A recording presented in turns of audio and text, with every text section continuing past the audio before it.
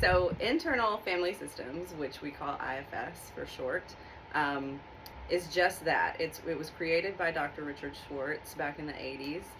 He is a family therapist, so he noticed through the work that he was doing um, that his clients would often say, "Well, my part is, one part wants to do this, one part wants to do that."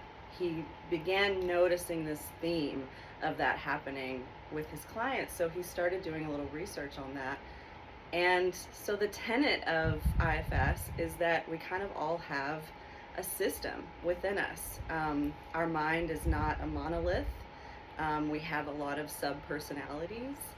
And from that, we begin to develop a protective system within us. Um, what I've noticed with my clients and the work that I've done with IFS, a lot of our protective systems do come from childhood. They come from a really unresourced time in our life, traumatic times in our life, times where our nervous system was maybe overwhelmed and overloaded, and we've developed these, for lack of a better way of saying it, personalities to help us through um, challenging times. And so Dr. Schwartz developed that in the 80s. He started kind of teaching it, and now it is a full-blown modality that's been used in the